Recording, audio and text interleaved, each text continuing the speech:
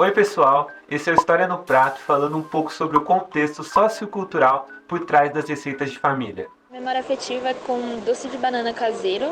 Na verdade pode ser chamado de bananada também, mas eu acho que é o mais industrial esse. Mas minha memória afetiva é que a minha mãe, ela fazia muito isso, principalmente em épocas do ano mais fria, tipo outono e inverno. E aí a minha tia via, a irmã dela vinha pra casa com o filho dela e a gente ficava todo mundo na cozinha esperando ficar pronto, mas não podia comer na hora, porque segundo minha mãe dá dor de barriga.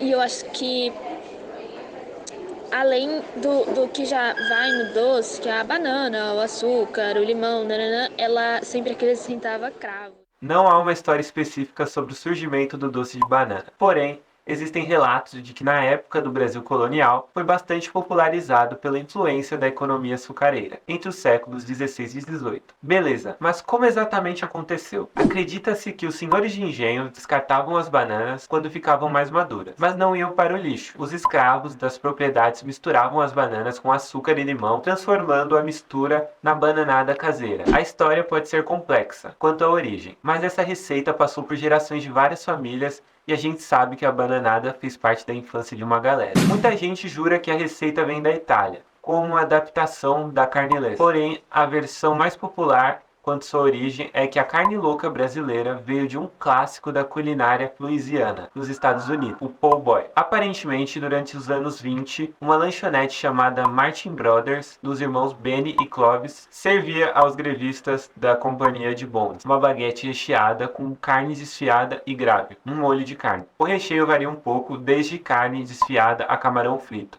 peixe empanado e até ostra. Esse lanche tornou-se popular e era vendido por 10 centavos de dólar na época. Por que po' boy? Na verdade, esse nome é uma abreviação para garotos pobres, em inglês poor boys. Agora, até essa versão gera controvérsia. Segundo o jornalista norte-americano James Cash, que é pesquisador da história de New Orleans, um músico de jazz, Sidney Bush, menciona o poor boy em sua biografia, em um episódio que teria acontecido na primeira década de 1910, bem antes do episódio envolvendo os grevistas, em 29. Já no Brasil, esse sanduíche de pão francês e carne desfiada conquistou espaço em datas comemorativas. E atenção para esse fato: precisa ser bem temperada, é quase que unânime e não importa qual a receita da família.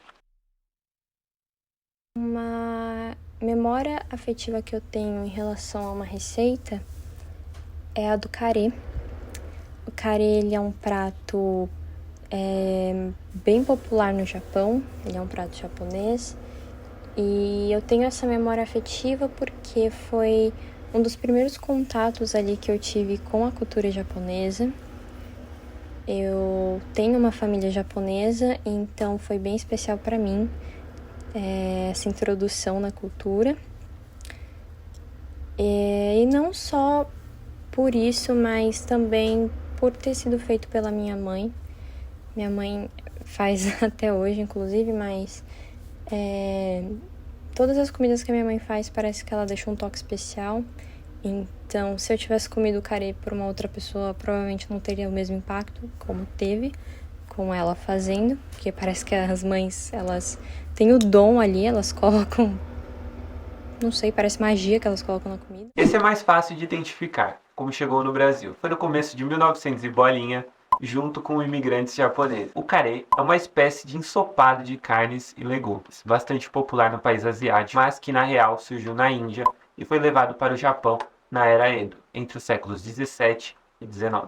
Mas qual a ligação entre essas três memórias afetivas? Pode não ser tão óbvio, mas são um exemplo curioso dos principais fluxos migratórios que moldaram a composição étnica, cultural e demográfica do país. Vou explicar melhor. O doce de banana caseiro, lá do século XV e XVIII, foi influenciado primeiro pela colonização portuguesa, em 1500 e bolinha. Então, a economia açucareira nas casas de engenho e o fluxo migratório forçado de africanos escravizados entre os séculos XV e XIX. Se você não percebeu, acabei de citar dois fluxos migratórios marcantes para o Brasil. No caso do sanduíche de festa de família, a carne louca, mesmo com histórias sobre ter vindo da Itália ou Estados Unidos, tem brasileiros jurando que é uma criação totalmente brasileira. Reivindicações à parte, o que sabemos é que em 1860 aconteceu um processo de imigração espontânea do sul dos Estados Unidos para a região de Santa Bárbara, em São Paulo. O maior número de americanos se instalou no sul do Brasil, desembarcando no Paraná. Foram aproximadamente 400 americanos de Louisiana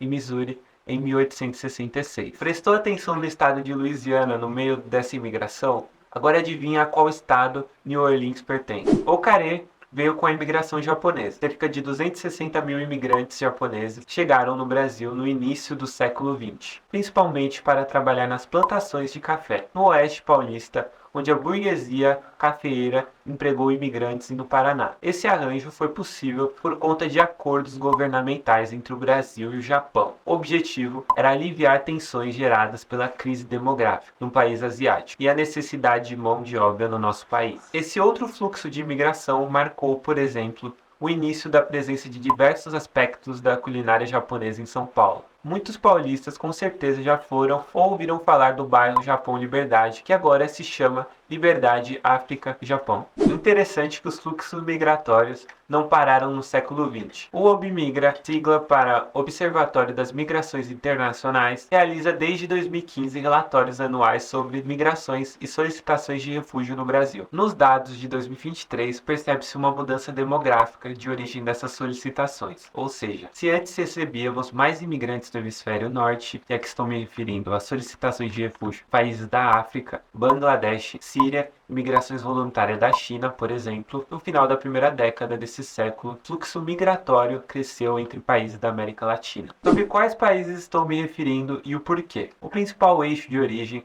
é a Venezuela, que a partir de 2010, por conta da crise humanitária, registrou 210 mil pedidos de entrada, seguidos por Cuba, Bolívia, Colômbia e Argentina. Ok, e por que esse novo período de fluxo migratório é importante pra gente? Vamos lá. Isso significa que antes a galera não tinha contato com a cultura latina. Agora percebemos uma troca maior, principalmente em São Paulo. O bairro do Bom Retiro, conhecido pela população de imigrantes coreanos e árabes, também passou a receber imigrantes bolivianos de outros países latinos. E a troca cultural sobre a qual me referi anteriormente vem principalmente da herança gastronômica que essas pessoas trazem na bagagem. Isso porque, de acordo com o relatório da OBMIGRA, mais de 60 mil registros de atividades de trabalho são no segmento de restaurantes e similares. Gostou desse vídeo?